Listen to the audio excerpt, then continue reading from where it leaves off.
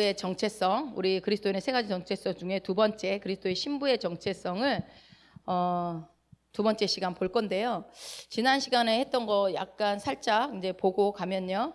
우리가 신부의 영성을 말씀 보기 전에 신부의 영성을 하나님의 음성을 듣는 것으로 제한하면 안 된다라고 했어요. 그리고 하나님의 음성 듣는 것 중에 중요한 것은 무엇이다? 내가 은사로 듣느냐, 친밀함으로 듣느냐, 그 차이가 있다. 그래서 만약에 은사로만, 말씀에 기반이 없는 사람이 은사로만 하나님 음성을 들어서 누군가에게 그것을 전달하는 경우는 위험할 수 있다라고 말씀을 드렸습니다. 그리고 하나님의 음성 듣는 것이 그것만이 신부의 정체성이 아니라는 것도 말씀을 드렸죠. 그리고 또 우리가 하나님 음성 듣는 것도 중요하지만 더 중요한 것은 먼저 올바른 말씀과 교리 안에서 올바른 지식을 가지고 그 위에 섰을 때 내가 이게 진짜 하나님의 음성인지 아니면 사단의 소리인지 또 다른 어떤 정체의 목소리인지 인간의 소리인지 이것을 분별할 수 있는 능력이 있다. 그래서 우리가 어떤 음성을 듣는 것에 집중하기보다는 먼저 말씀 위에 기반 위에 세워지는 것이 중요하다. 그리고 신부와의 관계는 주님 어떤 관계라고 기억나십니까? 아들의 정체성은 세상과의 관계라고 있고 신부의 정체성은 뭐라고 그랬죠? 나와 주님과의 관계라고 말씀을 드렸어요. 중요한 것만 여러분 기억하셔야 오늘 또 이어서 할 수 있으니까. 그래서 그리스도의 신부의 반대가 두 가지가 있다고 했습니다. 첫 번째는 뭐라고 그랬죠? 주님과 전혀 사귐을 갖지 않는 뭐예요?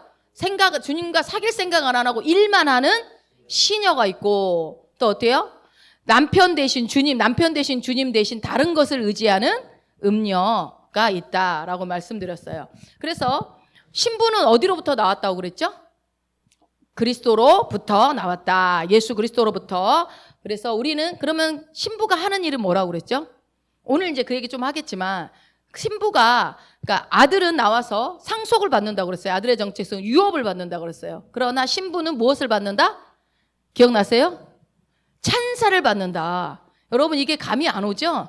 이 찬사를 받는다는 게 저는 사실 이 신부의 정체성을 준비하고 여러분한테 알려드릴 거 생각하면서 저는 되게 막 가슴이 두근두근 뛰었거든요. 왜냐하면 저한테 너무나 충격적이었기 때문에 이 신부의 정체성이. 저도 뭐 완벽하게 이 신부의 정체성이 나는 신부다라고 이렇게 정확하게 제 안에 완벽한 계시가 다 일어난 건 아니에요. 그래서 더 놀라운 것 같기는 해요. 그러나 어쨌든 이 신부의 정체성의 중요한 포인트는 뭐예요? 신부는 뭐를 받는다? 찬사를 받는다는 거예요. 누구의 찬사를 받아요? 예. 주님으로부터 하나님으로부터 찬사를 그리스도의 신부로서 찬사. 신랑이 신부를 보고 와, 내 뼈 중에 뼈요 살 중에 살이다라고 찬사를 아담이 하와에게 보냈던 것처럼 우리가 그 찬사를 받고 있다는 거예요. 그리스도의 신부의 정체성은. 그래서 그가 사랑함은 그가 뭐예요? 우리를 먼저 사랑했다라는 말씀을 드렸잖아요. 우리가 먼저 그를 사랑한 게 아니라 주님이 나를 먼저 사랑하셨다. 그래서 중요한 것이 뭐예요? 그분이 나를 먼저 사랑했다는 것을 아는 게 중요하다. 사실 우리가 이 얘기는 많이 했어요. 우리가 아직 죄인 되었을 때에 그리스도께서 나를 위해 죽으심으로 그분이 우리에 대한 사랑을, 자기에 대한 사랑을 확증을 하셨단 말이에요. 마찬가지입니다. 내가 주님을 사랑한다고 하기 이전에 주님이 나를 사랑하셨다. 그것을 알고 우리는 누릴 수 있어야 된다. 그리스도의 신부는.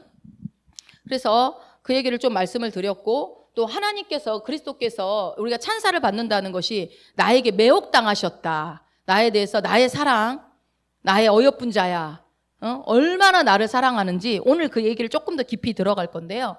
정말 내가 신부인 줄을 알면 여러분 신부로 살지만 신부인에 대한 정체성에 대해서 정확히 알지 못하면 시녀로 살거나 혹은 음녀로 살 수 있다라는 거예요.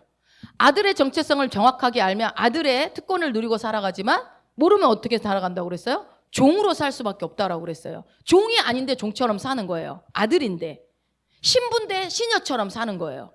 그런 일이 일어나지 않도록 우리가 이 정체성에 대해서 정확하게 아는 것이 중요하다라고 말씀을 드렸고요.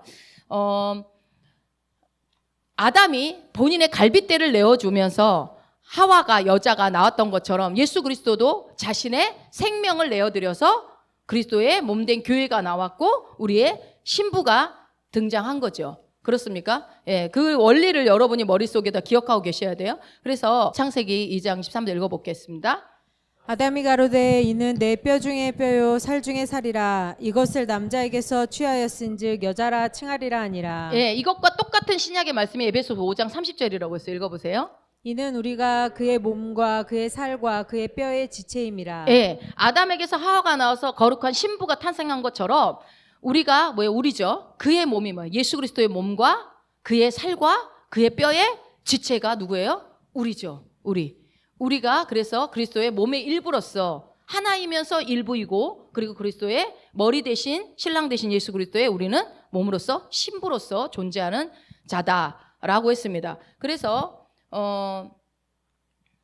계속 보시면 창세기 2장 24절이요.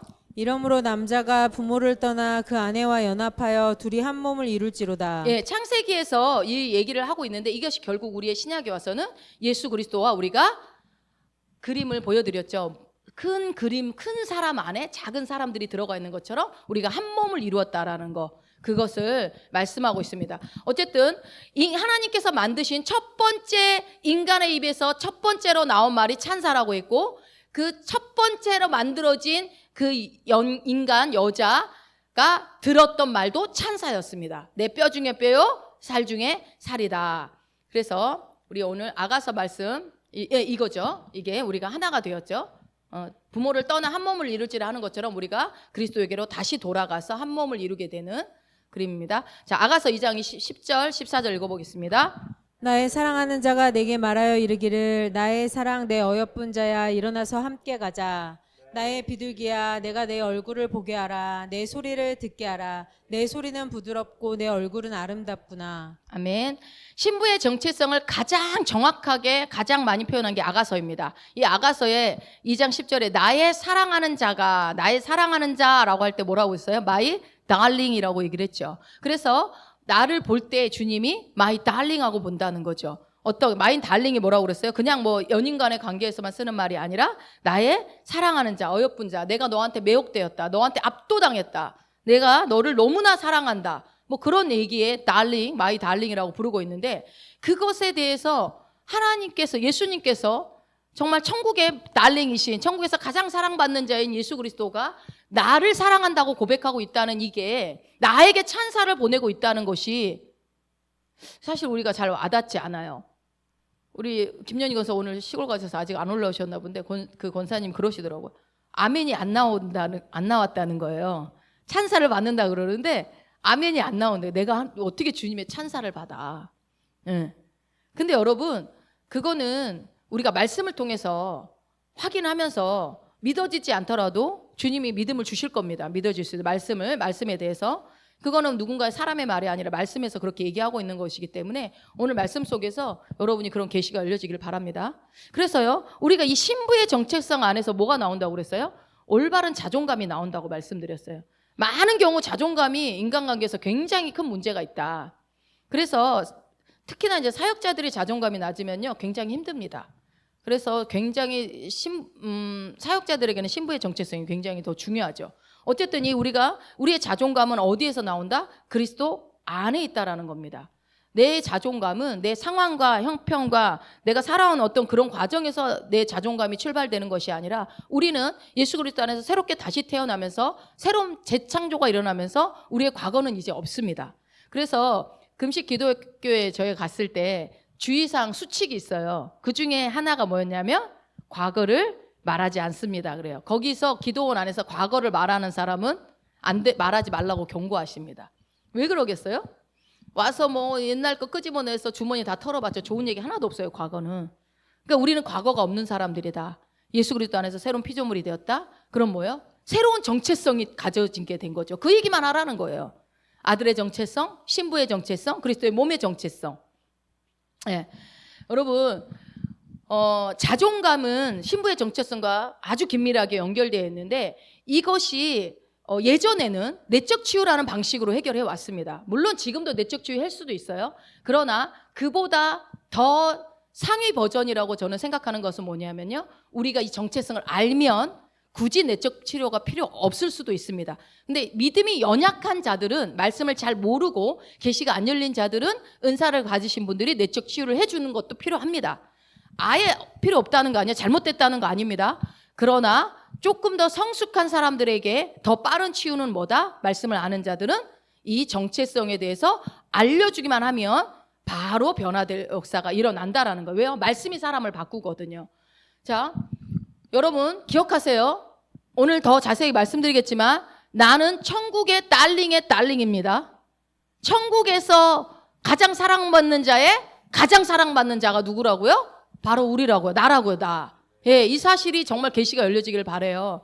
여러분 혹시 고백 공격이라고 란 말 들어보셨어요? 고백 공격. 고백이 공격이야. 이게 무슨 말이에요? 누군가가 나한테 고백을 했는데 같지 않은 사람이 나한테 고백을 한 거야. 감히. 그럴 때 뭐라고 그래요? 내가 공주인데 그지가 와서 나를 사랑한다고 하는 거예요. 그럼 뭐예요? 자존심이 상하죠. 그걸 고백 공격이라고 합니다. 이게 참 그래요. 근데 어쨌든 여러분 지금 나한테 사랑 고백하시는 분은 저하고 수준 차이가 어떻게 돼요? 그분이 나한테 My darling 나의 사랑하는 자야 라고 이 말하는 게 여러분 자존심 상합니까? 예수님이 나의 어여쁜 자야 막 이러는 게 그렇지 않죠. 이 예수님이 나한테 My darling 하는 걸 상상을 해보세요. 야 사랑하는 누구야? 사랑하는 이 어여쁜 누구야? 이 예수님이잖아요. 그러니까 쉽게 예를 들면 우리가 좀 학창 시절로 돌아가 보자고요. 얘가 이 세상엔 좋은 예가 없기 때문에 세속적이고 인본주의적인 예를 들더라도 그냥 이해하세요. 뭐예요? 학교 다닐 때 막 인싸들이 요즘 말로 인싸 아주 인기 있는 사람들을 있는데 반에서 가장 인기 있는 남학생, 가장 인기 있는 여학생이 있다고 해봅시다. 근데 나는 그닥 뭐 인기 있는 여학생이 아닌데 가장 인기 있는 남학생이 나한테 와서 고백을 해. 내가 너 좋아한다. 너랑 친구로 지내고 싶다. 그럴 때 기분이 어떻겠어요? 가장 종교에서 가장 인기 있는 애가 와서 할 때 뭐 믿겨지지 않겠죠. 기분이 일단 좋겠죠. 뭐 걔랑 뭐 어떻게 친구로 되든 안 되든 기분이 좋겠죠. 근데 아주 제일 찌질이 학교에서 정교에서 제일 찌질이가 나 콧물 돌리는 애가 와가지고 야 난 너 좋아해 그러면 여러분 기분이 어때요? 기분 나쁜 거예요. 그러니까 이걸 뭐냐면 여러분이 한번 상상을 해보라는 거예요. 가장 인기 있는 사람이 아니면 혹은 제가 지난주에 뭐 박보검 얘기했는데 여러분이 뭐 연예인들한테 관심이 없으니까 감흥이 없더라고. 가장 좋아하는 연예인이 내가 막 화면에서 보던 연예인이 갑자기 나를 찾아왔어. 나를 좋아한다고 사랑한다고. 그러면 내가 너무나 좋아하는 사람이 나를 사랑한다고. 여러분 예수님 좋아하시죠? 예수님 사랑하시죠? 그분이 나한테 사랑 고백을 한다면 여러분 기분 나쁠 일이 뭐 있어요? 너무 좋죠.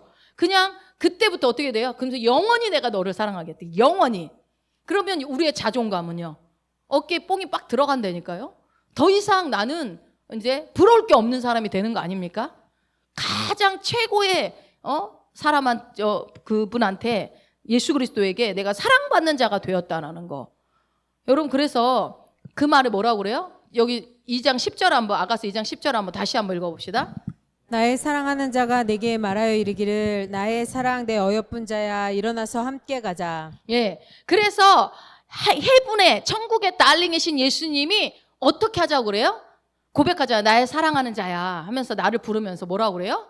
나의 사랑 내 어여쁜 자야 일어나서 함께 가자라고 지금 나의 달링이 나를 달링이라고 부르시는 그분이 이렇게 말씀하시는 거예요. 그러니까 뭐예요? 야 상처받았다고 인생 힘든 일 있다고 주저앉아 있지 말고 이제 나와 함께 가자라고 지금 주님이 우리에게 말씀하시는 거예요. 일어나라. 빛을 발하라. 네가 얼마나 빛나는 줄 아느냐? 네가 얼마나 아름다운 줄 아냐? 너는 나의 사랑이야 라고 지금 주님이 우리한테 하는 사랑 고백이 아가서 2장 10절입니다. 여러분 자존감 높은 사람 따라서 행동한다고 해서 올라갑니까? 그렇지 않죠. 그럼 기도하면 자존감이 올라갑니까? 기도한다고 자존감 올라가지 않습니다, 여러분. 그러면요, 기도를 하지 말라는 얘기입니까? 또 그렇게 들을까 봐 또 얘기합니다. 아니요, 그 얘기가 아닙니다. 그런 말이 아니죠. 자, 예를 들어서 이제 설명을 해볼게요. 이제 한겨울에 어떤 사람 둘이 앉아 있어요. 근데 날씨가 엄청 추워요. 너무 추운데 그래서 너무 춥다고 한 사람은 덜덜덜 떨고 있는데 그 옆에 사람은 뭐 부채질을 하고 있는 거예요. 그러니까 덜덜덜 떨던 그 사람이 나는 이렇게 추워 죽겠는데 왜 저 사람은 막 보니까 땀도 송글송글 막 나 있는 거예요. 어떻게 해서 저렇게 땀이 나고 막 그러지? 부채질을 하니까 그런가 보다 생각을 해서 따라해요. 부채질을. 그럼 어떻게 돼요? 더 춥죠. 더 춥죠. 자기가 보기에는 저 사람이 부채질을 하기 때문에 이게 땀이 나고 몸이 따뜻해졌다라고 생각하는 거예요. 그런데 이 사람이 알지 못했던 게 있었어요. 뭐냐면 이 부채질하던 사람은 어떤 일이 있었냐면 여기 오기 전에 식당에서 삼계탕, 뜨끈뜨끈한 삼계탕을 한 그릇 실컷 먹고 몸이 아주 더워져서 막 나왔던 사람인 거예요. 그래서 너무 더우니까 날씨가 추워야 상관없이 이 더위를 부채로 식히고 있었던 거였어요. 근데 이 추운 사람 뭐예요? 그 더운 사람이 부러우니까 부러워서 그 행동만 따라한 겁니다. 그러면 더 안 좋아지는 상태가 된다고 그랬죠? 이게 바로 뭡니까? 된다더니 안 됐네요. 이게 된다더니 안 돼요. 된다라는 거 뭐예요? 주님이 이미 다 이뤄 놓으셨어요. 안 된 건 뭐예요? 내가 안 된 겁니다. 된다더니 안 되네 라고 해요. 이게 이해가 되시는지 모르겠어요. 다시 좀 더 설명드릴게요. 그러니까 삼계탕 먹고 부채질 하는 것과 그냥 부채질 따라하는 거하고는 확연히 달라요. 확연히 다른데 근데 신앙생활 안에서는 이게 두 개가 똑같아요. 이게 무슨 말이냐 좀 이해가 안 되는데 자, 잘 설명을 해드릴 테니까 여러분이 한번 이해를 해보세요. 그러니까 뭐냐면 삼계탕을 먹어서 몸이 따뜻해졌잖아요. 그래서 부채질한 거예요. 원인과 결과가 완전히 달라요. 이 부채질의 결과가. 그래도 그러니까 예를 들어서 어떤 사람이 기도를 열심히 해요. 방언도 열심히 해요. 고백 기도도 열심히 해요. 근데 왜 하는지를 알지 못하고 하는 거예요. 부채질을 하는데 그냥 따라하는 거지 내가 왜 하는지를 모르고 해. 그리고 돌파가 됐기 때문에 하는 사람도 있고 돌파가 안 됐기 때문에 하는 사람도 있어요. 그렇습니까? 그렇겠죠? 하는 것 우리 똑같이 지금 고백기도 했어요. 그런데 몰라. 그 하는 의도를. 남들이 하니까 따라하는 사람이 있고 아니면은 돌파가 됐기 때문에 하는 사람이 있고 돌파가 안 됐기 때문에 하는 사람도 있다는 거예요. 그러니까 똑같이 부채질을 하지만 어떤 사람은 삼계탕을 먹어서 더워서 열을 내리는 사람이 있고 어떤 사람은 그냥 옆에서 하는 거 보고 저렇게 하면 나도 되겠지 하고 따라하는 사람이 있다라는 겁니다. 자, 보여지는 모습은 똑같아요, 달라요? 부채질하는 거 똑같습니다. 그러나요, 이유는 똑같지가 않다라는 거죠. 그러니까요, 아내가 남편을 위해서 열심히 음식을 만들어요. 근데 한 아내는 그 남편을 너무너무 사랑해서 사랑으로 음식을 만드는 분이 있고요. 또 어떤 다른 아내는 어떤 마음으로? 시녀 마인드로. 그냥 아내니까 어쩔 수 없이 미워 죽겠지만 내가 아내니까 아내 역할 못한다는 소리 듣기 싫어서 억지로 밥을 어쩔 수 없이 해주는 사람도 있다는 거예요. 그러나 겉으로 보여지는 모습은요, 똑같이 밥을 해줘요. 똑같이. 자, 그래서 이 진짜 원인이 다르다라는 거예요. 겉으로 드러나는 게. 그런데 이 두 가지가 똑같다라고 말하는 건 뭐냐면요, 주님을 사랑해서 이미 나에게 이 주어진 은혜가 풀어졌기 때문에 은혜 아래에 있기 때문에 그분의 음성을 듣기 위해서 주님을 말씀의 그 묵상의 시간을 갖기도 하고 기도도 하고 성경도 읽고 막 고백 기도도 하고 막 선언도 하고 교회 봉사도 하는 사람이 있고, 그렇죠? 사랑해서 은혜 아래에 있기 때문에 하는 사람이 있고 율법 아래에 있기 때문에 하는 사람이 있다라는 얘기입니다. 율법 아래에 있기 때문에. 안 되네 하면서 열심히 기도하는 사람이 있다는 거예요. 안 되네 하면서 열심히 기도한다니까요. 자, 그러니까 한 사람은 율법 아래에 있으니까 추워 죽겠으니까 부채질하는 거예요. 근데 한 사람은 은혜 아래에 있기 때문에 삼계탕 먹고 부채질을 하는 거라고요.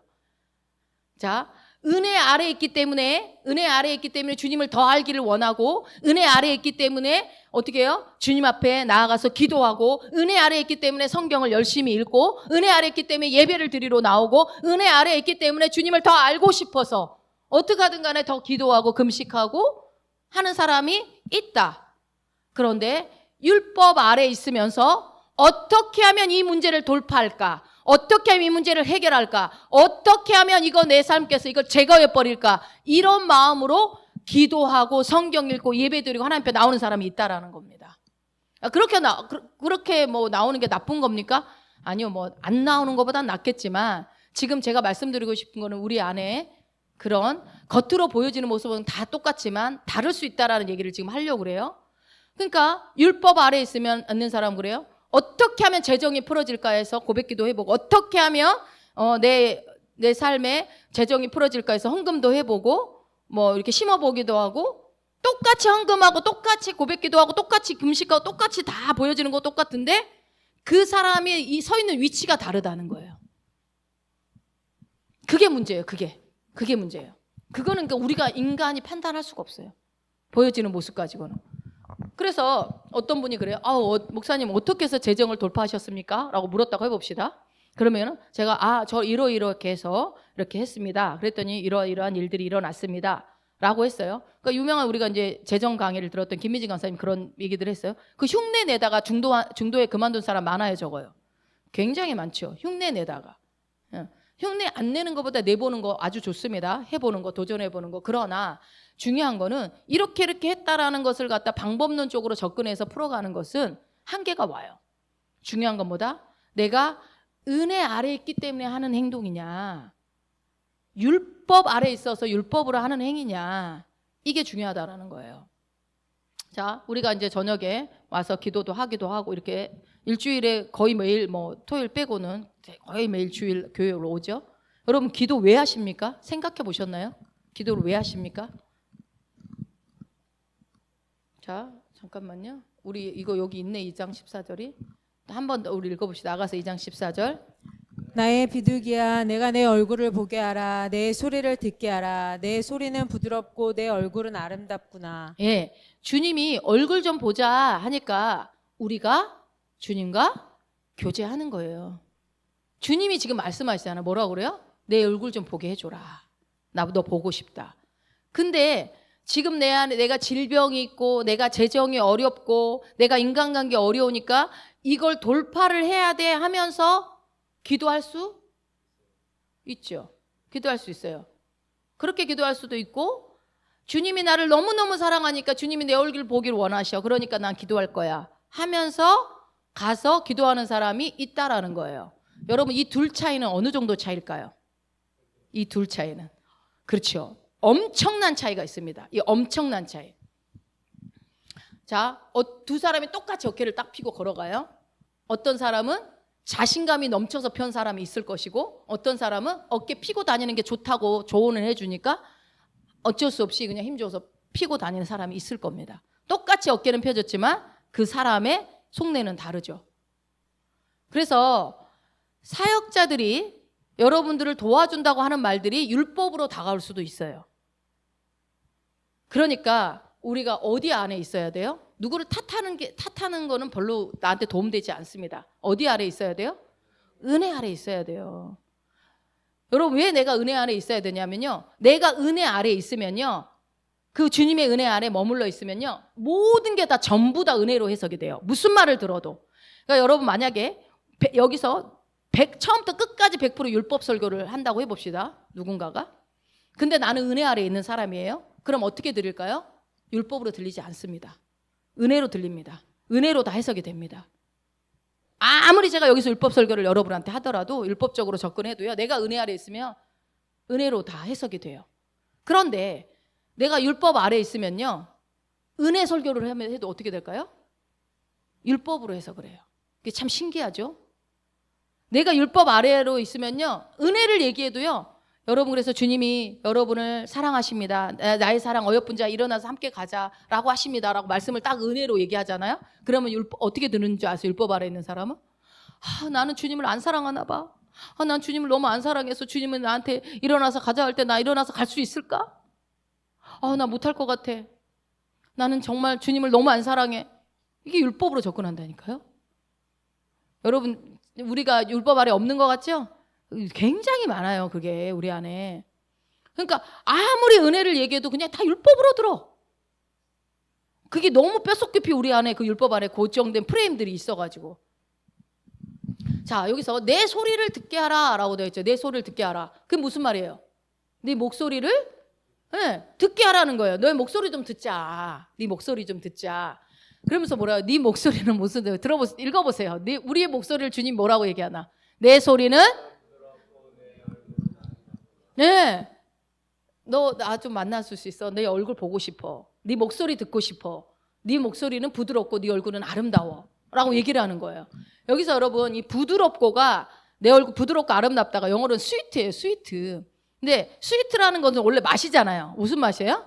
달콤하다, 달달하다, 달달한. 그러니까 뭐예요? 네 음성은 여기 우리나라 말엔 부드럽고라 나와 있지만 영어는 뭐예요? 네 음성은 달콤하다는 거예요.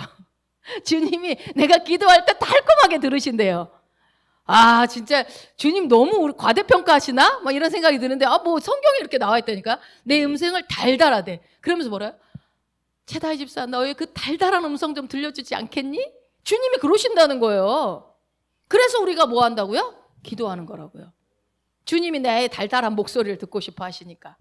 그런데 내가 이번에야말로 작정하고 30일 작정 기도를 해가지고 내가 이거를 돌파해야겠다 라고 그렇게 기도하면 돼요, 안 돼요? 될 수도 있고 안 될 수도 있는데 저는 안 된다고 생각합니다, 이제는. 왜요? 돌파를 하려는 이유가 뭡니까? 돌파를 하려는 이유가 뭐예요? 돌파가 안 됐으니까 돌파하려는 거 아니에요? 돌파가 안 됐으니까 돌파하려는 거잖아요. 이미 시작부터 뭘로 시작하는 거예요? 안 됐다로 시작하는 거예요. 여러분 잘 생각해 보세요. 여러분의 우리의 기도를 점검을 해보세요. 안 됐다고 생각하니까 해달라고 하는 거예요. 당연한 거 아니에요? 안 됐으니까 해달라고 하죠. 그럼 뭐 됐어요? 왜? 말씀은 뭐라고 그럽니까? 예수 그리스도는 이미 다 이루었다고 말씀하세요. 주님이 그러면은 거짓말 하신 겁니까? 이미 다 이루었다는 말이 우리한테 해당 사항이 없습니까? 그 일부만 이루어 놓으시고 일부는 아니에요. 그럼 다 이루었다는 말을 뭐하러 해요? 일부 이루었다 해야죠. 내가 대충 이루었다 뭐 하시든지. 근데 다 이루었다라고 말씀하셨잖아요. 그럼 뭘 다 이루셨다라는 거예요? 주님은 다 이루셨고 상관없이 나는 아직 돌파가 안 됐고 아직 이루어지지 않았기 때문에 그걸 돌파해내야 되고 해결해야 되고 응답을 받아내야 되는 상황으로 우리는 이끌어간다라는 거예요. 여러분 그게 광고하는 기도를 하지 말라는 얘기가 아닙니다. 우리의 위치와 출발점을 알고서 기도의 방향들을 여러분이 업그레이드된 기도들을 하라는 얘기예요. 시작부터 안 됐다라는 생각을 하면 돌파 기도를 해야 되는 게 맞아요. 안 됐다고 생각하면. 그것은요, 저는 여러분 어떻게 생각하세요? 저는 그건 기독교가 아니라고 생각합니다. 왜냐하면 안 됐으니까 해야 해라고 시작하는 것은 종교입니다. 종교는 될 때까지 비나이다 빌어야 돼요. 나를 쳐서 어떻게든지 해가지고 하든지 신을한테 잘 보여서 돈을 많이 내든 뭐 절을 많이 하든 해서 잘 보여서 받아내야 됩니다. 응답을. 그건 다 종교입니다, 여러분.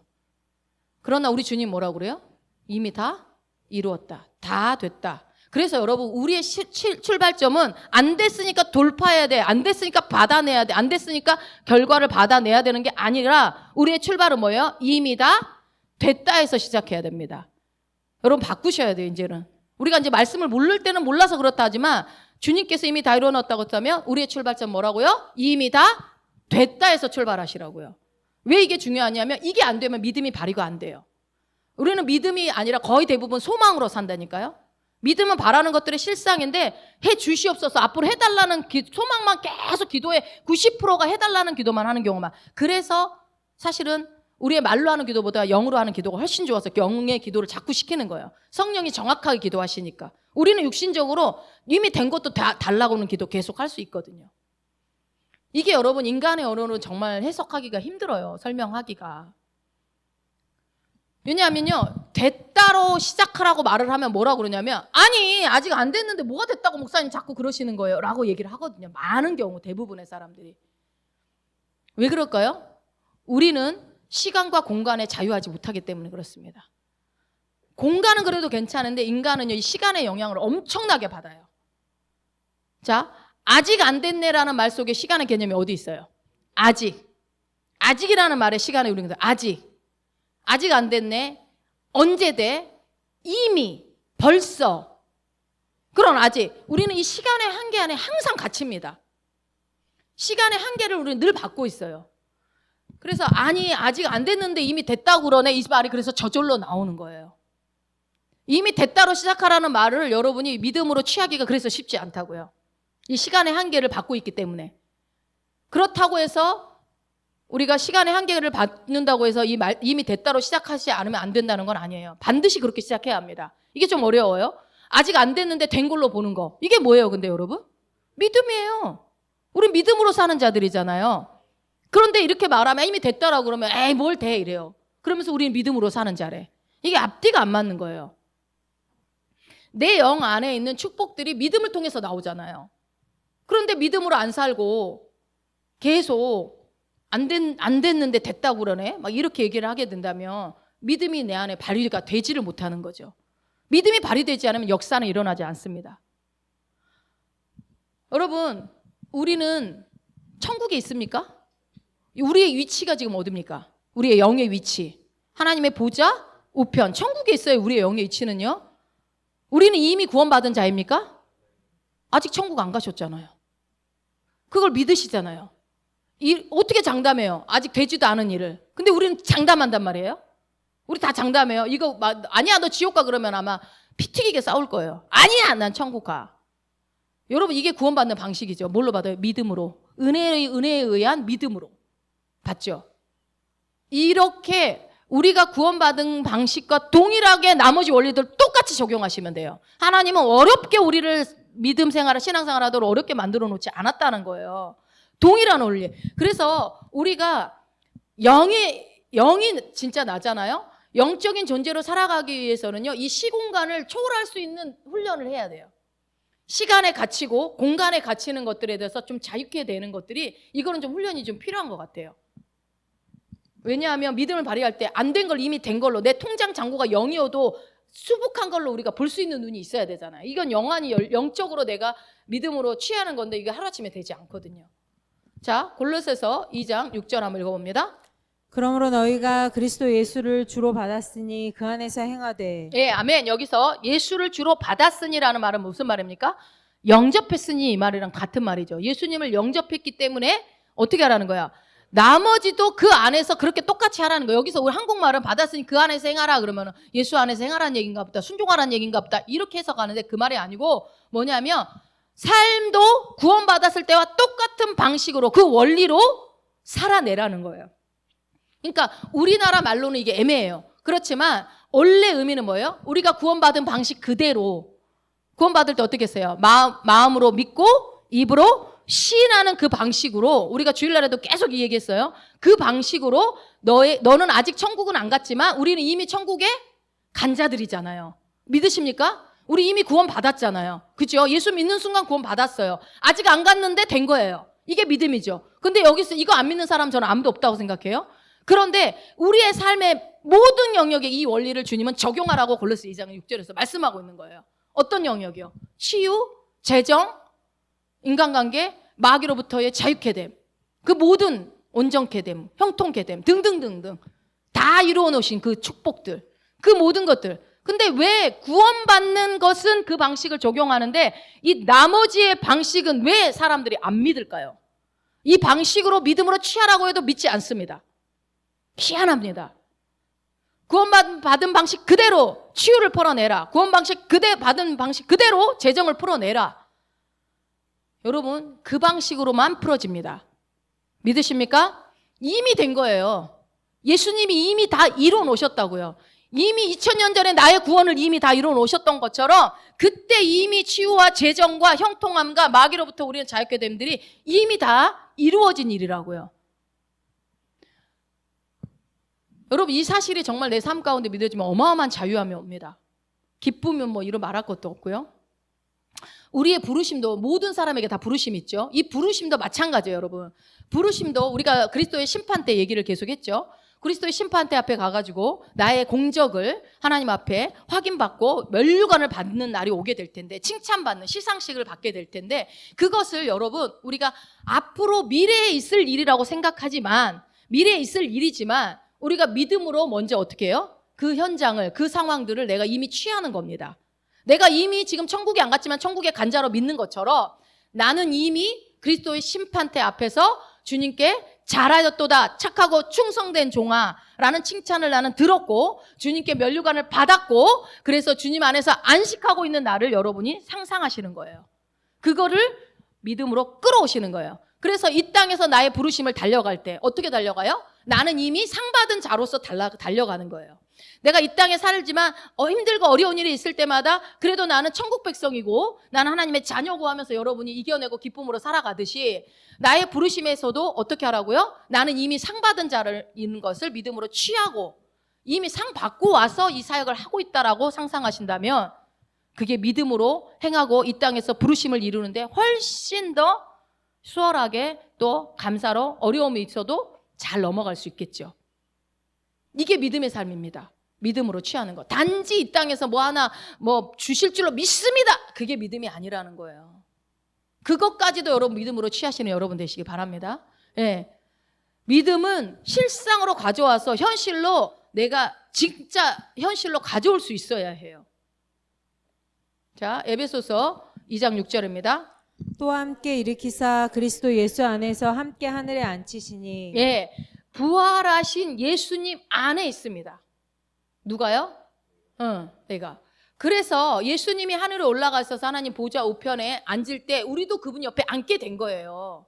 그때 같이 이미 이 일은 이미 2000년 전에 이루어진 일이에요. 그러나 2025년 사는 우리에게도 똑같이 적용되는 일 아닙니까? 이거는 뭘로만 적용? 믿음으로 우리가 취하는 것밖에는 방법이 없죠. 그래서 그분의 옆에 예수님과 함께 하나님 보좌 우편에 앉았는데 이미 그래서 우리의 장소는 뭐예요? 내가 있는 장소는 여러분이 지금 이 땅에 있지만 여러분의 시민권은 하늘에 있습니다라고 바울이 얘기하는 게 이유가 뭐예요? 우리의 원래 이치는 어디에 있다는 거예요? 하늘 보좌 우편에 여러분 지금 있다니까요. 여러분 믿으십니까? 예, 그거를 믿음으로 취할 수 있어야 돼요. 그거를 취하지 않으면 이 땅에서 집 짓고 살아야 돼. 이 땅에서 다 이루고 살아야 돼. 이 땅에서 모든 거 다 누려야 돼. 근데 그래서 하나님 그래요. 너넨 나그네라고 그러지. 그죠? 우린 여행자예요. 잠깐 와서 부르심 이루고 가면 되는 자들이죠. 그래서 우리가 이 장소를 아니 내가 몸이 여기 있는데 무슨 하나님 우편에 있어요? 라고 얘기를 하는 사람한테는 아직 계시가 열려지지 않은 거죠. 이 시공간에 대한 그러니까 장소를 뛰어넘지 못하면은요 이것이 이 말씀이 에베소서 2장 6절 말씀이 이해가 되지 않아요. 그러면 어떻게 해야 돼요? 어떤 내가 죄 지으면 못 가고 죄 안 지으면 가고 구원이 됐다 안 됐다 막 이러는 거예요. 그리고 했는데 안 됐더라. 열심히 그래서 신앙생활 한 사람들이 낙심도 큽니다. 내가 이렇게까지 열심히 봉사하고 이렇게 열심히 기도했는데 어떻게 내 자식한테 이런 일이 일어날 수 있어? 어떻게 내 가정에 이런 일이 일어나? 하면서 주님 떠나요? 굉장히 율법으로 열심히 한 사람들에게서 주님 떠나기도 쉬워요. 무섭습니다 이게. 그러니까 우리의 이 영적인 세계가 이해가 인간의 생각으로 잘 이해 안 된다 할지라도 우리는 믿음으로 취하려고 노력하셔야 돼요. 이거는 말씀을 계속 들여다보면 믿음이 생겨나겠죠. 이해가 안 되는 이유는 뭐라고요? 딱 두 가지예요. 시간과 장소에 갇혀있기 때문이다. 자, 시간과 장소에 자유케 되기를 축원드립니다. 예, 주님이 나를 너무 보고 싶어 하니까 기도하고 나를 너무 내 목소리를 너무 듣고 싶어 하니까 내가 찬양하고 주님이 나를 너무 사랑하니까 우리가 예배하고 그런 거예요. 그랬으면 좋겠어요. 이제는 정말 여러분 사랑하는 사람 만나면 시간이 짧잖아요. 지겹지 않잖아요. 사랑하는 사람 만나러 가는데 그 시간이 지겹고 그러니까 우리가 예배 드리는 시간이 지겹고 예를 들어 찬양하는 시간이 별로 즐겁지 않고 그럴 때는 무엇을 확인해야 돼요? 왜 이렇게 뜨겁지 않아? 라는 게 아니라 내가 얼마나 사랑받는 자인지 이 신부의 정체성을 좀 다시 한번 회복해야 돼요. 네. 내가 얼마나 사랑받는지 알면 여러분 내가 나를 너무너무 사랑해주면 남편이 나를 너무너무 사랑해주면 밥 해주기 싫어요? 뭐든 더 해주고 싶지. 그렇잖아요. 자식도 막 와서 뭐 얘기 더 하고 막 부모한테 정말 사랑한다고 더 막 얘기하고 자기 막 속내기도 하면서 부모에게 그렇게 한 친밀감을 갖는 자식한테 부모는 더 뭐예요? 뭐 하나라도 더 준다 얘들아. 뭐 꼭 그렇게 차별은 아니지만 자연스러운 것 같아 이런 거에 어떤 우리가 인격적인 관계니까요. 그래서 여러분 우리가 뭐 싫어하는 사람 만나는 건 힘들겠지만 주님이잖아요. 우리 예수님이잖아. 나를 위해서 목숨까지 내어놓으신 그분을 내가 만나는 시간이기 때문에 그러니까 만약에 기도하는 게 힘들고 지겨우면 그냥 일어나서 차라리 가세요. 그냥 집에 가.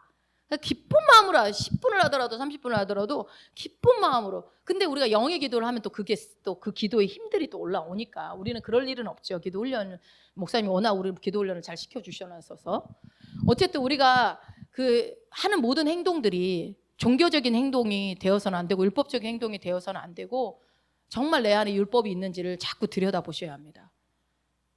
자, 다시요. 문제는 내가 율법 아래 있냐 은혜 아래 있냐 이거를 계속적으로. 행동은 똑같아요. 똑같이 기대하고 똑같이 예배드리고 똑같이 해요. 그러나 그래서 겉으로 보기엔 절대 구분이 잘 안 돼요. 저 사람이 정말 은혜 아래 있으면서 이 자리에 있는 건지 뭔가 돌파하기 위해서 와 있는 건지. 그래서요, 제 영과 혼과 관절과 골수를 찔러 쪼개는 게 뭐예요? 말씀이죠. 말씀. 말씀밖에 없습니다. 이 율법적인 행동을 바꾸는 거는 말씀밖에 없어요. 네. 말씀으로 정확하게 이 두 가지를 구분해야 돼요. 우리가 저거 율법이야, 우리가 저 사람 행동 율법이야, 저렇게 함부로 말하면 안 되는 거예요. 막 열심히 막 기도를 막 10시간 막 했다. 율법적으로 10시간씩. 아니요, 사랑해서 좋아서 주님 떠나기 싫어서 10시간씩 기도할 수도 있는 거죠. 안 그래요? 30분 하고 가도 율법적으로 하고 갈 수 있어요. 10분 하고 가도 율법적으로 하고 갈 수 있어요. 그렇지 않아요? 그러니까 그런 걸로 버트로 보여지는 것으로 우리가 판단할 수는 없는 겁니다. 주님은 아시겠죠? 주님은. 아가서 6장 5절입니다. 내 눈이 나를 놀라게 하니 돌이켜 나를 보지 말라. 내 머리털은 길르앗 산 기슭에 누운 염소떼 같고. 예. 야, 네 눈 보고 깜짝 놀랐잖아. 얼굴 치워. 이 소리일까요? 내 눈이 나를 놀라게 하니. 눈이 뭐 사팔뜨기였나? 돌이켜 나 보지 마. 이게 우리 그러니까 한국말로 이게 되어 있는 성경은 여러분이 이게 그래서 읽었어도 뭔 말인가 싶었을 거예요. 이거를 여러분 이해를 돕기 위해 공동 번역으로 한번 보세요. 공동 번역. 나에게서 눈을 돌려다오. 눈이 부시어 쳐다볼 수도 없구나. 그대 머리채는 길르앗 비탈을 내리닫는 염소떼. 예, 아멘. 주님이 지금 나한테 하는 말이에요. 나에게서 최다희 집사 눈 좀 돌려. 너무 눈부셔서 널 볼 수가 없어. 여러분 이게 이해가 돼요? 주님이 나를 바라보는데 눈이 부시대. 예? 그 말이 뭐예요? 내가 너한테 압도당했다. 압도당했다. 여러분 그런 거 있잖아요. 막 자기가 뭐 영화 같은 거나 막 이런 드라마 같은 데 보면은 막 자기가 좋아하는 남자, 이상형 남자가 나타나면 막 어때요? 화면이? 막 빛이 막 그 사람 뒤에서 막 광채가 나가지고 막 빛이 나서 막 아우 막 기절하고 막 그런 막 만화 같은 그런 내용들 있잖아요. 뭐예요? 너무 좋으니까 막 다른 사람 눈에는 안 보이는데 내 눈에는 막 그렇게 막 광채 나게 보는 거 아니에요. 근데 주님이 나를 그렇게 보는 게 너무 좋아가지고 나한테 압도당했다. 그래서 도저히 내가 네 눈을 볼 수가 없어. 네 눈에서 네 눈이 너무 빛이 나. 근데 여러분 이게 또 이해를 돕기 위해서 제가 또 세속적인 대화를 들겠습니다. 연예인 중에 진짜 우리 아연이는 이해가 훨씬 쉽겠다. 네가 좋아하는 세븐틴 오빠가 와가지고 아연아 내가 너를 너무 보고 싶었어. 나 너랑 밥 한 끼 먹고 싶어서 왔어. 그래서 나랑 제발 밥 한 끼만 먹어주면 안 되겠니? 그러면 아연이가 밥 먹을 때 오빠를 눈을 똑바로 쳐다볼 수 있을까요? 과연? 밥이 코로 들어가는지 입으로 들어가는지 알 수가 없을 거예요. 막 어쩔 줄 몰라 할 거예요. 아마 부끄러웠고 막 좋아가지고 그거요. 근데 우리 또 여러분 이제 어르신들은 모르니까 요즘 이런 용어들이 있어요. 얼굴 천재라는 말이 있어요. 들어보셨나요? 얼굴 천재. 얼굴 천재 차은우라는 우리 연예인이 있는데 얼굴이 조각같이 이쁘게 생긴 남자애들 보고 하여튼 이쁜 사람들 보고 얼굴 천재라고 그러는 거야. 얼굴 천재. 참 말도 잘 만들어내. 그 얼굴 천재 차은우가 우리 서정이만 쳐다보는 거야. 막 와가지고 막 너무 좋아가지고 막 눈이 부셔서 막 어쩔 줄 몰라서 제발 나 좀 바라봐줘. 신서정아 나 좀 바라봐줘. 난 너가 너무 좋아. 막 얼굴 천재가 와가지고 그러면요 어떨 것 같아요? 여러분 차은우 모르시죠? 어르신들은 모르셔도 돼요. 하여튼 이쁘게 생겼어. 아주 그냥 하나님이 좀 차별을 하셨더라고. 너무 잘 만드셨어. 너무. 그래서 그게 똑바로 못 쳐다보는 거예요. 너무 얼굴 천재가 와서 나를 쳐다보니까 내가 똑바로 못 쳐다보는 거죠. 그것을 지금 내가 주님한테 하는 게 아니고 누가요? 주님이 나한테 한다니까요. 주님이 나한테. 그러니 여러분 아가서를 이해가 안 되지 뭐. 읽어도 뭔 말인지도 그런 생각 자체를 안 하니까 읽어도 뜻인지를 모르는 거예요. 여러분 그래서요. 이 일반적인 교회에서는 이 아가서를 감당을 못 해요. 제가 아가서 하다 그래서 중단했다고 그랬잖아요. 이거 아직은 우리 성도들 감당 못 한다. 저도 감당이 안 되니까. 일반 기존 교회들한테 이 아가서 설교하면 아마 아무도 아멘 하는 척은 해도 아마 못 받아들일걸요? 절대로 감당 안 될걸요? 무슨 클리냐 소리를 하냐고 그럴걸요? 무슨 주님이 나한테 막 눈부셔갖고 눈을 돌리고 막 나한테 압도당하냐고 말도 안 되는 소리 하지 말라고 감히 우리 주님을 막 이럴 수도 있어요. 이단이냐고. 아니 말씀이 나와 있는데 이단이냐고 그러면 어떡해요. 그죠? 하나님이 나를, 주님이, 예수님이 나를, 야 너무 눈부셔서 내가 너를 똑바로 못 쳐다보겠다고 말씀에 나와 있잖아요. 말씀에. 너무 눈부셔서 못 쳐다볼 지경인 것을, 그러니까 이게 쉽게 얘기하면 향수가 나한테 와가지고 너는 너무 향기로워서 내 코를 잠깐 막아야 될 것 같아. 뭐 이러는 거예요. 향수가 만약에 사람이라고 한다면, 꽃이 너무 아름다운 꽃이, 야, 너 너무 아름다워서 난 부끄러워서 숨어야 되겠어. 뭐 이런 거라니까요. 여러분 누가 이런 존재예요? 내가 그런 존재라고요. 그러니까 내가 지금 너를 보고 있는데 네가 너무 눈이 부셔서 잠깐만 네 아우라가 네가 너에서 나오는 이 아우라가 너무 눈부셔. 잠깐만 얼굴 잠깐만 좀 치워줘. 나 너무 눈부셔. 여러분 맨날 야 짜증나 얼굴 치워. 저리 꺼져. 좀 제발 사라져. 저리 가. 이런 소리만 하도 듣고 우리가 살아가지고 내가 너의 눈부셔서 내가 너를 고개 좀 돌. 이 말이 지금 남의 다른 나라 얘기야. 다른 세계. 그죠? 저리 꺼져 이런 소리만 많이 들어와가지고. 그래서 제가 여러분이 신부의 정체성이 제가 안 풀리더라니까요. 누가 나한테 이런 얘기 해준 적이 없는데 주님이 그랬다고 해도 아무리 그래도 뭔가 이게 현실감이 안 오는 거예요. 근데 여러분 이게 복음이라고 말씀드렸어요. 복음이 뭐예요? 나는 아무것도 한 것도 없는데 원인도 없는데 결과가 주어져 버렸어요. 천국이라는 하나님의 자녀라는 신분이. 여러분 복음은 믿어요? 유앙겔리온. 도무지 믿어지지 않는 소식. 그 소식이 나한테 이루어지고 복음은 아멘 하면서 또 아가서 말씀은 아멘 안 해. 나를 막 너무 사랑하고 너한테 압도당했다. 이건 아닌 것 같다. 여러분 지난 시간에 얘기했잖아요. 마이크를 100만 원 주고 살 때 아낌없이 지불하면 마이크가 중요한 거예요. 100만 원이 중요한 거예요. 마이크가 중요한 거잖아요. 그 아들을 아낌없이 내어주신 이가 누구 때문에? 나 때문에 내어줬단 말이에요. 아낌없이 내어줬다라는 건 뭐예요? 예수님보다 나를 더 사랑하시고 더 중요하게 생각했다는 거잖아요. 근데 여러분 봐봐. 주님이 나를 보고 막 찬사하시고 아름다워가지고 막 찬사 보내고 압도당하고 야 눈부셔 막 이러는데 아니 근데 여러분 주님이 감당을 못해 나를. 그러면 생각해 보세요. 주님은 빛이시잖아요. 주님이 빛인데 도대체 우리가 가진 빛은 뭐길래 이러냐는 거예요. 내가 가진 빛은 도대체 어떤 빛이길래 주님이 저러실까? 자 골로새서 1장 27절. 하나님이 그들로 하여금 이 비밀의 영광이 이방인 가운데 얼마나 풍성한지를 알게 하려 하심이라. 이 비밀은 너희 안에 계신 그리스도시니 곧 영광의 소망이니라. 예, 그 비밀이요 계시가 열려지지 않으면 여러분 우리가 알 수가 없는 거예요. 너희 안에 계신 그리스도 곧 영광의 소망, 영광. 우리가 가진 빛이요 뭐예요? 그리스도의 빛이라는 거예요. 예, 세상에서 제일 밝은 빛, 그리스도의 빛. 예. 그렇기 때문에 저렇게 말씀을 하실 수 있는 거예요. 너가 눈부시다라고 주님도 그렇게 말할 수 있는 거예요. 이것을 이해하려고 어쩔 수 없이 연예인 얘기, 얼굴천재 얘기를 예를 들었지만 이 인간 사회에서 이걸 이해할 수 있을까요? 어떤 인간이 이렇게 나를 사랑해 줄까요? 어떤 남편이, 어떤 아내가, 어떤 누구가, 어떤 부모가, 어떤 자식이. 여러분 이거를 정말 깊이 좀 묵상해 봤으면 좋겠어요. 저는 이 신부의 정체성을 이렇게 제 안에 100% 감흥이 오지 않아서 이걸 어떻게 해야 되지? 제가 고민이 됐다고 그랬잖아요. 그래서 어떻게 하기로 했냐면요. 믿기로 결정을 했습니다. 이 말씀을 저는 믿음으로 취하기로 저는 결정했어요. 그래서 저는 말씀 준비하다 말고 혼자서 나는 그리스도의 신부입니다. 나는 그리스도의 신부입니다. 나는 사랑받는 그리스도의 신부입니다. 계속 말했어요.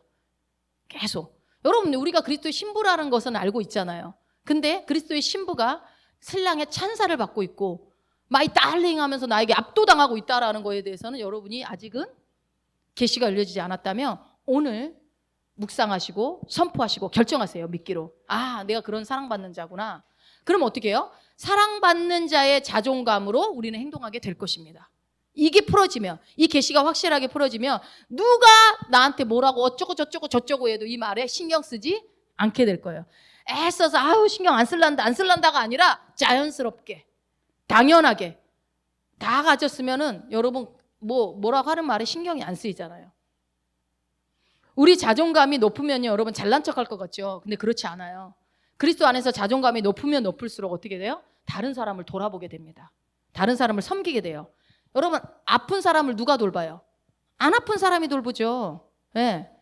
이미 됐다고 믿는 그 사람이 말씀 안에서 아직은 뭐가 됐다고 하라고 하는 그런 미성숙한 사람들을 돌보고 끌어갈 수 있는 겁니다. 이 자리에 계신 분들이 그런 분들이 되기를 축원드립니다. 예, 그런 힘이 와요. 그런 자존감들이 세워지면. 그래서 특별히 정말 사역자들은 이 신부의 정체성이 반드시 장착되지 않으면 힘듭니다. 이 사역자들은 그리스도의 신부가 돼요. 왜 그러냐면 여러분, 이 신부의 정체성이 없이 어떤 사역이라는 게 꼭 목회는 아니지만 우리 모두가 다 사역자들이죠. 사역을 하게 되면요, 그러니까 주님과 사귐이 없이 그냥 은사로만 어떤 그런 그렇게 일로서 해버리게 되면요, 다른 사람을 세우기가 쉽지가 않습니다. 내 안에 뭐가 있어야 돼요? 이 자존감이 높아야 돼요. 자존감이. 예수 그리스도 안에서의 오는 그 자존감. 그래야 섬길 수 있어요. 여러분, 내가 상처가 있으면 어떻게 돼요? 내 안에? 특히나 이렇게 사역자들이 상처가 많으면요, 만약에 뱉어오는 말들에 이렇게 찌르면 아프죠. 상처를 여러분 찌르면 어떻게 돼요? 아프잖아요. 그러면 아야 하게 돼요. 그러면은 사역자들이 힘들어요. 그러면은 상처 준 사람도 물론 나쁠 수 있지만 상처가 있어버리면은 이걸 사역을 하기가 쉽지 않다라는 거죠. 그러면은 근데 만약에 상처가 없으면 어떻게 되겠어요? 누가 뭐라고 나를 찌르든지 말든지 아프지 않죠. 아이고 시원하다. 눌러주네. 시원하다. 이 정도의 경지까지 가기가 사실 쉽지 않지만 그러나 해야만 합니다. 왜냐하면요, 사역은요, 이 신부들이 하는 거거든요. 신부들이 돕는 배필이니까. 신부는 뭐예요? 돕는 배필. 그리스도를 돕는 배필. 그러니까 아픈 데가 없어야 돼요. 아프면 못 도와요. 그래서 어디를 찔러도 고통스럽지 않고 먼 소리가 들려와도 아프지 않는 정도의 그런 영적 근육이 있어야 사역이 쉽습니다. 저는 좀 미숙한 것 같아요. 좀 상처 받으니까 저한테 아직은 주의해 주세요. 주님과 친밀함 가운데 있는 사람이 많은 걸 줄 수가 있어요. 이 사람이 신부의 정체성을 가지고 다른 사람을 살릴 수 있다. 그래서 뭐라고 했어요? 세상을 정복하는 건 어떤 정체성이라고 그랬어요? 예, 아들의 정체성이 있는 사람들이 세상 가운데서 복음 사업가로 어떤 위치에서 각 영역에서 7가지 영역에서 거기서 지배를 하는 거, 다스리고 있는 거예요. 그게 아들의 정체성이 강력하게 있는 사람들. 자, 창세기 2장 24절입니다. 이러므로 남자가 부모를 떠나 그 아내와 연합하여 둘이 한 몸을 이룰지어다. 에베소서 5장 31절 32절. 그러므로 사람이 부모를 떠나 그의 아내와 합하여 그 둘이 한 육체가 될지니 이 비밀이 크도다. 나는 그리스도와 교회에 대하여 말하노라. 예, 대부분 이 말씀 가지고 맨날 결혼을 얘기를 많이 하는데 뭐 떠나서 뭐라고 그랬어요? 나는 그리스도와 교회에 대해서 말하는 거예요.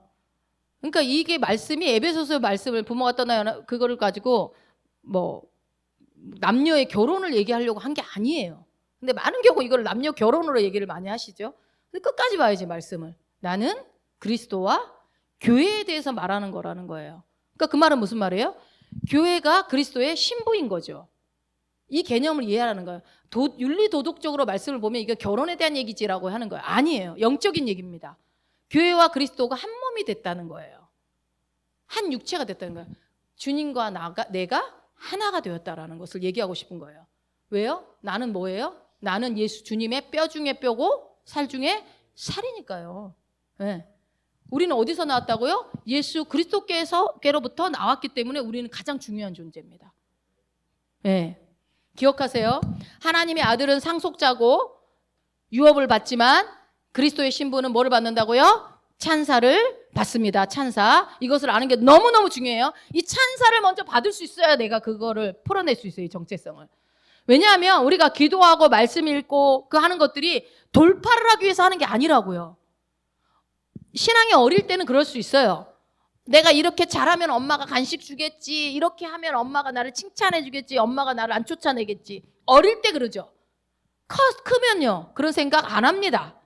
성숙하면 그렇게 주님 앞에 나가지 않아요. 부모한테 잘 보여서 밥 한 그릇 얻어먹겠다고 하지 않습니다. 돌파하기 위해서 기도하는 것도 아니고 찬사를 받으려고 하는 게 아니라는 거예요. 찬사를 받으라는 거예요. 이미 주시고 있는 찬사를. 내가 찬사를 받아야 남들을 칭찬할 수 있어요. 그래서요, 내가 찬사받는 존재라는 것이 계시가 열리지 않으면 다른 사람 칭찬 못합니다. 칭찬이 나가지 않아요. 칭찬은 인색합니다. 그렇다면 그리스도의 신부가 하는 일은 뭘까요? 그리스도의 신부가 하는 일. 그리스도의 신부는 아까 뭐라고 그랬어요? 그리스도에게서 나와서 돕는 배필이라고 했어요. 그래서 그리스도의 몸된 교회를 돕는 일을 합니다. 여러분이 그리스도의 신부입니까? 그러니까 이 그리스도의 몸된 교회를 위해서 여러분들이 봉사도 하고 헌신도 하고 이 직분을 가지고 그 사역을 하는 거예요. 예. 신부가 돼야 사역자가 될 수 있어요.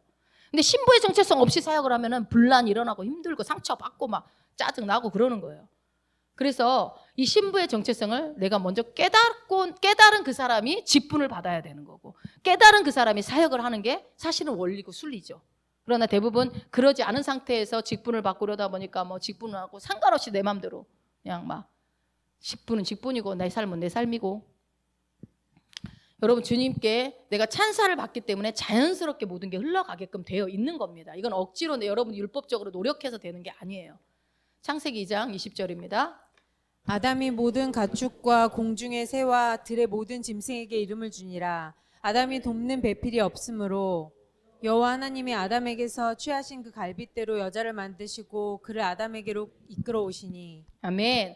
아담이 이제 가축을 먼저 만들어 놓고 하나님이 그 이름을 다 짓게 하잖아. 앞에 지나가면 뭐다 코끼리, 뭐 호랑이 막 이렇게 막 이름을 짓게 하는데, 아담이 막 동물들의 이름을 짓다 보니까 자기랑 똑같은 동류가 있어요, 없어요? 없는 거예요. 배필이 없는 거예요. 아담 동물들은 다 짝이 있는데 자기만 짝이 없는 거예요. 그래서 여러분 그 노아의 그 방주에도 동물들이 짝지어서 들어가잖아요. 그게 무슨 얘기냐면, 하나님이 나중에 번성하게 하려고 짝지어서 이렇게. 물론 그런 의미도 있겠지만 뭐예요? 밑에 나와 있죠. 동일시에 계십니다. 이거는. 그러니까 동류, 같은 종류, 같은 동류여야만 해요. 그러면 예수님께는 같은 동류가 필요하겠죠. 신랑과 신부가 같은 동류여야 된다. 그래서 아담에게서 갈비뼈를 찧어서 같은 동류의 하와를 만든 거예요. 어디서 따로 생뚱맞게 갖고 온 게 아니라 같은 종이어야 되니까. 똑같습니다. 그러면 예수님에게 누가 필요하겠습니까? 그리스도께. 응? 동류의 신부가 필요하겠죠. 예수님의 수준과 같은 수준의 동류의 신부가 필요하다고요. 근데 우리가 그리스도의 신부잖아요. 그러면 우리의 수준은 주님과 같은 동류겠죠. 그래서 우리가 의인이어야만 하는 거예요. 죄인은 절대로 신부가 될 수가 없습니다. 그런데 한국교회 안에 평생 죄인이죠. 예수 믿는 사람들이. 맨날 죄인 얘기만 하죠. 의인 얘기는 거의 안 해요. 엊그저께도 누군가 얘기하는데 의인이라고 그러니까 못 받아들여. 난 죄인인데 왜 의인이라고 그러냐는 거예요. 그러면 그리스도의 신부가 될 수 없어요. 내가 죄인인데 어떻게 그 거룩하신 예수 그리스도가 신부가 될 수 있어요? 여러분 상식적으로 이해가 안 되잖아요. 이 말씀이 그러니까 뭐 의인이라고 무조건 우리가 세뇌 교육이 아니에요. 말씀은 다 우리에게 설명을 해요. 예수님이 부활하셔서 첫 번째 뉴크리에이션, 첫 번째 재창조가 새로운 피조물로 예수님이 1호잖아, 1호. 새로운 피조물로 부활체로 태어나신단 말이에요.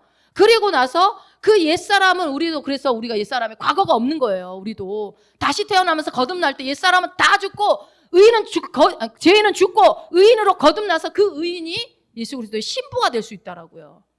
그래서 이 땅에서 뭐라고 그래요? 주님과 우리는 동일시 되는 거예요. 동류. 그래서 우리가 돕는 배필도 될 수 있는 것입니다. 그리스도와 동일시 되어야만 합니다. 그래서 요한일서 4장 17절 우리가 잘 알죠? 읽어봅시다. 주께서 그러하심과 같이 우리도 이 세상에서 그러하니라. 네. 주님과 이 세상에서 우리는 똑같다라는 거예요. 위치는 아직 육신이 여기 있지만 그래도 우린 주님과 똑같은 위치에 있다. 하늘 보좌 우편에 내 옆에 같이 앉히셨잖아요. 같은 의인이 된 나를 거기다 앉히신 거죠. 그래서 우리가 그리스도 한 몸이 되기 위해서, 하나 되기 위해서 이 세상에서 그리스도와 같이 된 겁니다. 한 몸, 그래야 한 몸이 되죠. 그래야. 그리스도와 같아졌기 때문에 그리고 돕는 배필이 될 수 있고요. 그래서 여러분, 사람이 동물하고 결혼하면 돼야 안 돼요? 정말. 어느 나라는 지금 이 통과됐잖아요. 동물하고 결혼해도 된다고. 이게 성경에서 그래서 안 되는 거예요. 그래서. 아니, 동류를 해야 되니까. 그리고 이런 사람도 있죠, 요즘에. 나는 개입니다. 나는 고양이입니다. 그거 있잖아요. 모르세요? 그런 사람들이 너무 많아요. 자기가 개라고. 그래갖고 왜 동물하고 결혼시키게 해달라고. 그 법을 통과시켜달라고. 욕하고 싶어. 참는 거예요, 지금 강타니까. 같은 종류가 아니잖아요. 개는 개끼리, 고양이는 고양이끼리. 그래서요, 짐승도 다른 종끼리 교배하는 거 그거 잘못된 거예요. 그러면 안 돼요. 신랑이신 예수님도 자기와 같은 동류급인 의인으로 의롭고 흠도 없고 티도 없고 정결하고 거룩한 그런 존재를 신부로 맞이할 권리가 있으시지 않겠습니까? 그분이 그래서 그 자격이 있는 사람을 주님은 찾고 계시죠. 그게 누구예요? 나입니다. 의로운 나. 의롭지 않으면 안 돼요. 의인이 아니면 그리스도의 돕는 배필이 될 수 없습니다. 그러니까 더 이상 나는 죄인이라고 말하면 안 돼요. 그래서 우리는 그리스도의 신부란 하와가 아담을 돕는 배필이었듯이 우리는 그리스도를 돕는 배필, 교회를 돕는 배필인 겁니다. 우리가 교회를 위해서 하는 것이 다 그리스도를 위해서 하는 거예요. 그래서 이게 내가 신부로서 돕는 배필로서. 그래서 주의 일들이라는 게 꼭 막 겉으로 보이는 게 교회에서 많은 일을 해야 된다 이런 게 아니라 내 마음의 동기 아까 얘기했죠. 내가 주님을 사랑해서 그리스도의 신부이기 때문에 내가 주의 일을 하는 것들이 있다면 내가 와서 정말 열심히 뭔가를 한다면 주님이 얼마나 기뻐하시겠어요. 주님에게 큰 도움이 되시겠죠. 목회자를 위해서 하는 게 아니라 사람 보이기 위해서 하는 게 아니라 예수님은 우리의 머리가 되시고 우리는 그분의 손발이 되는 거예요. 손발이 돼서 이 교회 안에서 교회의 몸된 교회를 섬기고 그리스도의 몸으로 또 이 세상에 나갈 수 있겠죠. 나가서 이 교회가 세상을 섬기는 것처럼 우리가 또 세상을 섬길 수가 있는 것입니다. 이건 뭐만 된다? 동급만 된다. 동료만 된다. 예. 우리는 점도 틈도 없고 티도 없는 그런 자입니다. 말씀으로 깨끗하게 씻겨진 자들입니다. 그리고 물로 거룩하게 하듯이 주님께서 우리를 씻어주셨어요. 이것이 신부의 정체성입니다. 동일시의 계시가 여기서 나오는 거예요. 신부의 정체성. 근데 말이 안 돼, 솔직히 말해서. 지금 우리가 여러분 말하면서도 우리는 말이 안 되는 일이 지금 얘기를 하는 게 이게 복음이거든요. 동일시가 바로 신부의 정체성인가라는 것을 기억하시고 여러분 맨날 동일시만 하고 선교는 안 해. 그런 일이 있을 수 있을까요? 없을까요? 있어요. 신부의 정체성만 있으면요. 아들의 정체성이 없으면 선교 안 합니다. 제가 얘기했잖아요. 가서 찬양만 하다 온 팀도 있었다고. 선교는 하나도 안 해. 아들의 정체성이 있어야 돼요. 그 사람들에게 뭐예요? 신부의 정체성만 있는 사람들한테 아들의 정체성을 알려줘야죠. 우리는 세상을 다스리고 통치하고 점령해야 되는 일도 해야 된다. 그걸 같이 해야 되는 거야. 그러니까 골고루 모든 정체성이. 에베소서 4장 7절 8절입니다. 우리 각 사람에게 그리스도의 선물의 분량대로 은혜를 주셨나니 그러므로 이르기를 그가 위로 올라가실 때에 사로잡혔던 자들을 사로잡으시고 사람들에게 선물을 주셨다 하였도다. 예, 각 사람에게 그리스도의 선물의 분량대로 은혜를 주셨다고 했어요. 그리스도의 선물의 분량대로 은혜를 주셨어요. 뭘 줬어요? 뭘 줬어요? 자, 봅시다. 계속 보면 나와요. 그가 어떤 사람은 사도로 어떤 사람은 선지자로 어떤 사람은 복음 전하는 자로 어떤 사람은 목사와 교사로 삼으셨으니 이는 성도를 온전하게 하여 봉사의 일을 하게 하며 그리스도의 몸을 세우려 하심이라. 예, 아멘. 이거 오중 사역자거든요. 사도, 선지자, 복음 전하는 자, 목사, 교사. 이게 오중 사역자인데요. 이거를 깨닫는 게 여러분 너무너무 중요해요. 자, 근데 시간이 많이 관계로 빠르게 말씀드릴게요. 여기 이것만 하고 마칠게요.